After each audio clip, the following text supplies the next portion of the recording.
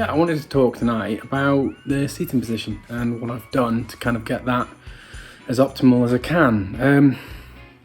For me, it's one of the most important things, if not the most important things. If you're not comfortable in a car, you're pretty screwed. So whether it be a bloody Sport KA or a freaking Porsche 911, it doesn't matter. If you're not comfortable in the driving position, you're going to have troubles, and it's going to really kind of hinder your fun and hinder your confidence.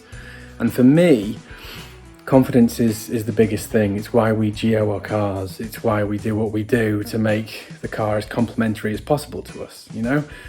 Everything we've done has always been to make the cars as easy as possible to drive. So I would rather a car with a lower limit but easier to access than actually a higher limit and harder to access. You know, the kit car is a lot harder to drive on the limit, and you have to build up to that, whereas the NC, you can just get in and just kick its head in. It's just confidence inspiring like nothing else. It's actually something I'm struggling a bit with the Mark 1. The confidence needs to build in that. It's not something you can just gel with instantly. It's got a lot of majestic character meaning flaws, basically. So anyway, yeah, even in a vid I watched recently that kind of rung true. Jackie Stewart was on about one of the March F1 cars, Judd-engined F1 car from 1988. I'll put in a little bit of footage now, and basically this thing was immense. It was on paper gonna just dominate everything. It was so fast and it was so bloody well made and engineered to just be a rocket. The aerodynamics were incredible, but no driver could get comfortable in it. Whatever they did, I mean, the nose cone they made so narrow that people's feet wouldn't really fit in it properly, and they would have horrible leg cramps trying to just operate the car. Just operating the car was a chore and was difficult, and that took away all the confidence, and what should have been on paper the best F1 car of its day just failed to deliver. So segueing now to an NC MX5, what have I done and how simple is it really to do? Well, it is bloody simple. Get as low as you can in the car and get the steering wheel as close to you as possible. So, how have I done that? Let's go and take a little walk around the car. Right then, so first up, Corbeau seats. I think they're called RBX or RBF Corbeaus. We had a nice set of the Club Sports in the avocado.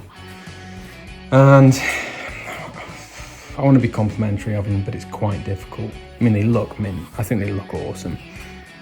But that's pretty much where it ends. Essentially, they've got the same kind of build quality as the Club Sports, which was fairly bottom barrel stuff, if I'm honest. And they are a bit cheap and cheerful, so you kind of get what you pay for. The reason I went for these over my trusty motor drives, because I love motor drives. Matt's not so keen on the motor drives, but the motor drives are my go-to seat. I love them. They always fit me just perfectly. And I guess that's another thing to note. It is a personal preference thing. But if you look how low the sidewalls are on these seats, for what I wanted the car for, having that so accessible to get in and out of was absolutely paramount for me. So that was one of the big selling points of the Corbeaus. So with that in mind on the seats, you know, Matt loves Recaros and doesn't get on with motor drives, whereas I'm exactly the opposite. I really rate the motor drives and probably get kicked in the dick a few times for this. I don't like Recaros. Never got on with them. The SPGs, for me, they just don't fit my body shape or whatever it is. Maybe I'm the odd one, but I've just never got on with them. The OEM Recaros you find in all the Clios and stuff, I feel like you're sat in a van. They look amazing. They're one of the nicest looking seats ever, but they're crap, in my opinion. they just don't work for me at all. Even down to stuff like the special carbon seats you get in a lot of the high level Porsches. Go and sit in one. They're shockingly uncomfortable. You know, I would rather spec a nicer seat that actually does the job for me. I mean, I like to sit quite right back, quite relaxed, keeps me chilled when I'm getting a bit leery. But Basically, when it comes to seats, I reckon it's all personal preference. I don't think you can take anyone's opinion as gospel. So I would go somewhere like Demon Tweaks, where you can go and try a whole variety. It's great. In their kind of shop entrance, they just have lines and lines of lovely bucket seats to go and try, because we're all different shapes and sizes, but we're all beautiful. So that kind of takes care of a little bit of more side support compared to the OEM seats, and obviously gives you the ability to sit lower. But it's not a given that you're going to sit lower in these seats, because you need to get the right rails after that. And when it comes to rails, there are off-the-shelf options, a lot of them. I mean, me and Matt have done stupid things to get a seat as low as possible in a car. We've angle grind any humps out of the floor, and we've bolted seats directly through the floor on many cars now. It's a bastard of a job and not fun. We've even ditched the hardware that comes with these seat rails for countersunk bolts, just to get us an extra half an inch at best, but every little bit counts to get us that little bit lower adds up to a big difference.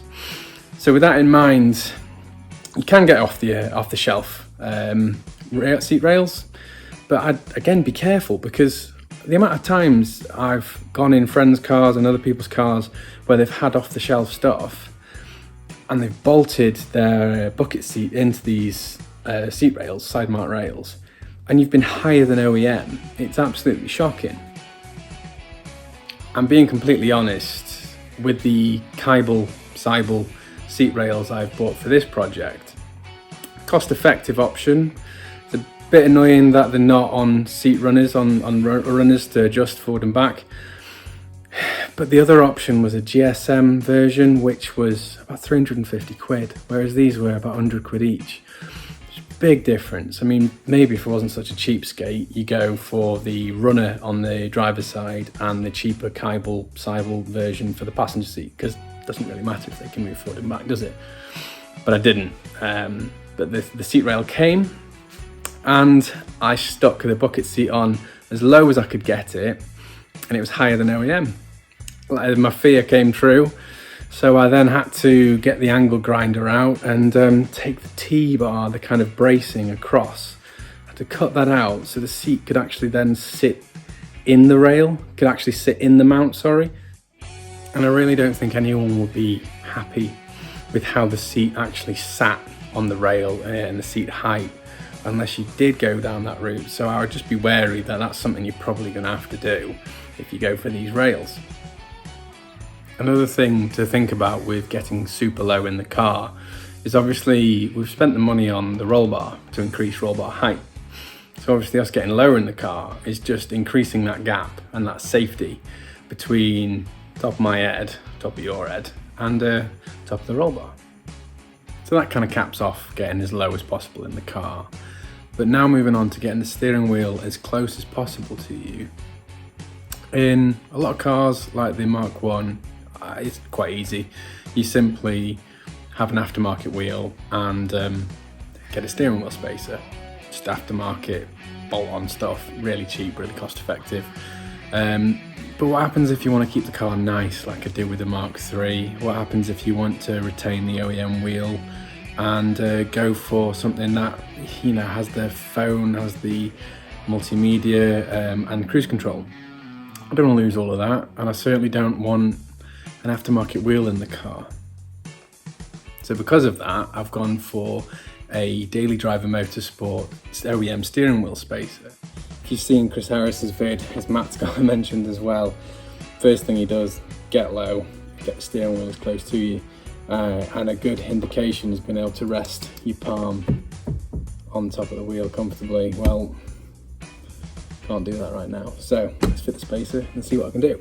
So it's a fairly simple thing, but it's just so nicely made. It really is. Properly well engineered. Pucker parts. So fair play to them. You can obviously see how it works. You just slot that over. The OEM nut goes on the end of there. Then you stick that on. Get your Allen key bolts. And then screw the steering wheel on. It's simple stuff. Bloody effective though. So there you go. Now with the spacer on, it's just about perfect for me. It just brings that OEM wheel, retains all the nice buttons and switches, brings it closer to you. So all quite simple stuff really on this little vid, but makes a huge difference. It makes such a massive difference to confidence, car control. If you're not in control, you could be the best driver in the world, but if your arms are not going to reach the steering wheel, or you just if you feel like you're sat on top of the car rather than in the car, like often you do in even the sportiest of cars, Clios for instance, you just feel like you're sat on the roof almost. So, hope you've enjoyed this little vid. Hope it's probably nothing new to you guys. You know exactly what's what really. It's all very simple stuff, but it's something that goes amiss sometimes. I would like to say though, the OEM seating position in the MX5, I was really shocked with. I thought it was actually pretty good, and I like my leather seats, and I did like the heated seats as well, but it was never going to cut it for me. But I think for a lot of people, and a pure road car, I'd have been well happy with that. And it did actually have the Jazz lowering seat mounts. So OEM seat on lowered rails, it just sits within the groove a bit better. And it did make a big difference. I was pretty chuffed with it actually. And I am gutted to lose some of those features, but it is worth it. It has to be worth it for what I want to do with it on track. But if you were a taller bloke thinking that you just wouldn't fit in an MX5, I'd suggest giving a Mark III a go, because I was actually quite shocked at how nice the interior is and how spacious it is.